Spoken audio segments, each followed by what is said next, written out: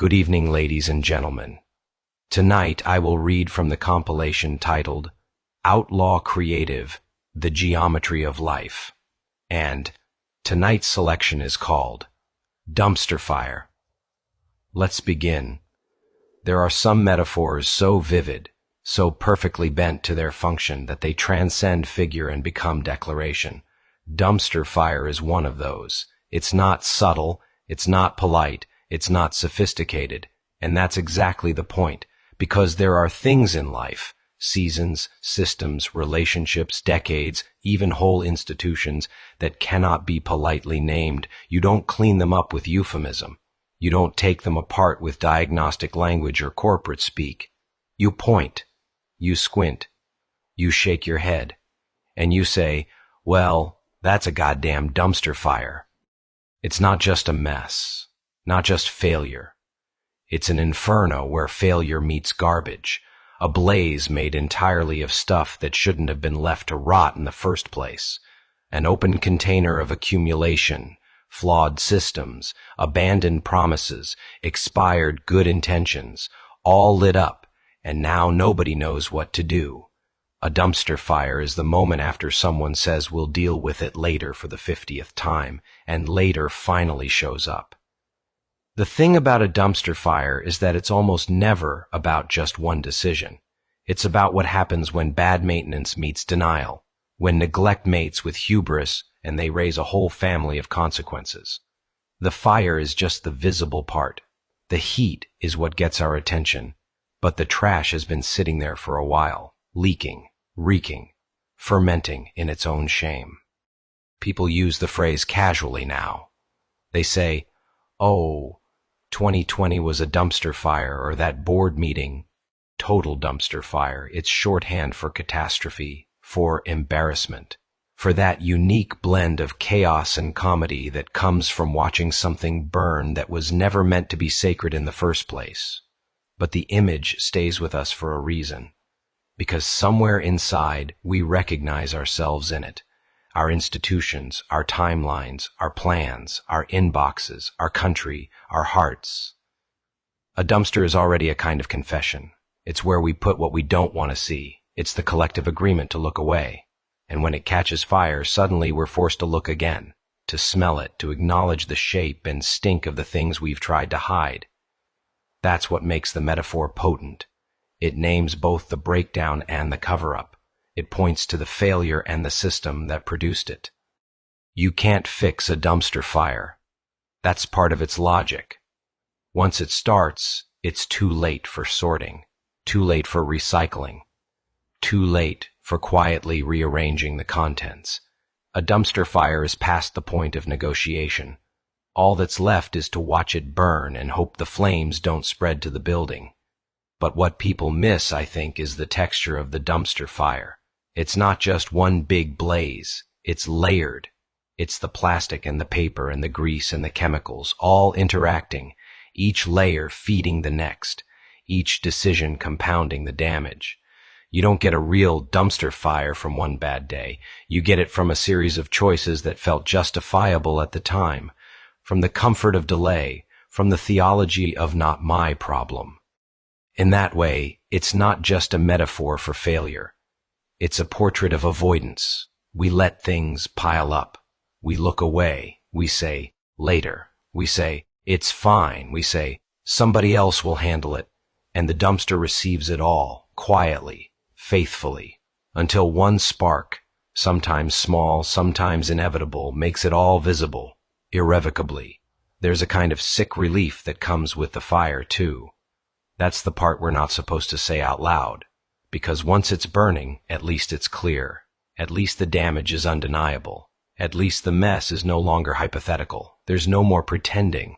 No more cover story. It's real. It's happening. And now everyone has to acknowledge it. That's why some people laugh when they say it. Oh, it's a total dumpster fire. The laugh is a pressure valve. It's a way of holding the absurdity without letting it crush you. Because the other option is despair, or guilt, or shame. So we laugh. We mock the fire even as we stand beside it. We call it what it is, as if naming it gives us back some power.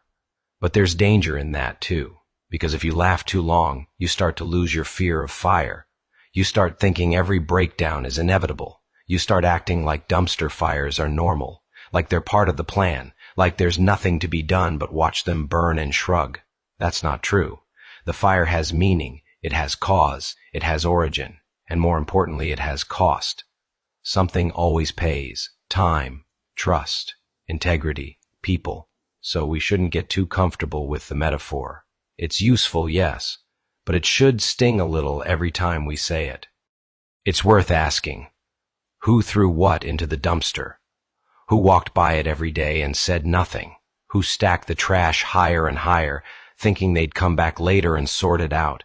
Who lit the match, on purpose or by accident? And who's standing there now trying to pretend they don't smell the smoke? A dumpster fire is a public thing. That's another part of it. It's not tucked away in someone's basement. It's out back behind the restaurant, behind the office building, in the alley.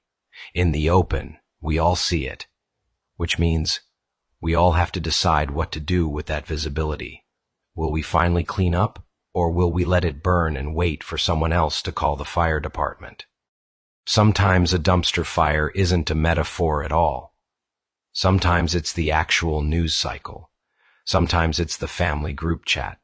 Sometimes it's a friendship you kept patching instead of repairing.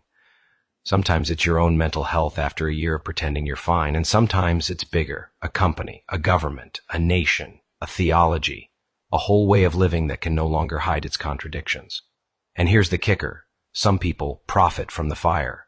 Some folks are standing just far enough back to feel the warmth and sell tickets. They'll narrate the flames.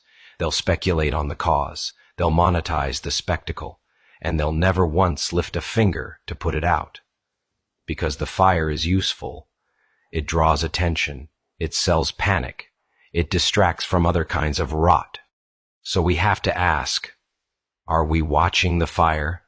Are we fueling it? Are we learning from it? Or are we just numbing ourselves to the fact that we live in a system that creates more trash than it knows what to do with? And maybe the most sobering truth of all, sometimes the dumpster wasn't full of garbage. Sometimes it held things that mattered, misfiled, misplaced, abandoned, the dreams of a better institution, the scraps of a better self, a letter we meant to send, a promise we meant to keep, and the fire takes that too. Because fire doesn't sort. It consumes, without regard for worth, without distinction between holy and disposable. So we have to ask ourselves, again and again, what are we throwing away too quickly? What are we letting pile up just because we're tired? What are we waiting to deal with later?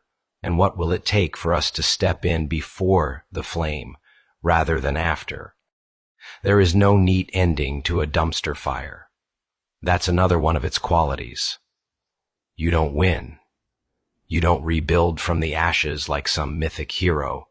You just try to learn, you sweep up, you put out the flame, you stop throwing things away just because you don't know what else to do with them. And maybe, if you're lucky, you build something with a better disposal system. But more often than not, you walk away changed. A little less trusting of delay, a little more attentive to the small pile in the corner, a little more aware of what's really in the bin. Because nobody starts out thinking, I'll build a dumpster fire. They just make enough compromises enough times and forget to take out the trash. So when we say it, when we look at the mess of our own making or the mess we inherited and say, this is a dumpster fire, we ought to say it with the full weight. The tragedy, the comedy, the absurdity, the guilt, the grief, the moment of bleak recognition that, yes, this thing we hoped would be manageable has now caught fire, and we can't go back, only forward, through the smoke, through the smell, through the reckoning. There's a kind of sacred honesty in it, if we're brave enough to see it, because every dumpster fire is also a moment of truth. What we tried to hide is now illuminated. What we abandoned is now burning. What we forgot to honor is now screaming for our attention. So what now? Maybe we name it. Maybe we don't flinch. Maybe we don't joke it away this time. Maybe we roll up our sleeves, stand by what's salvageable, and refuse to build the same structure again, because it's one thing to survive the fire. It's another thing entirely to learn how to live without creating one.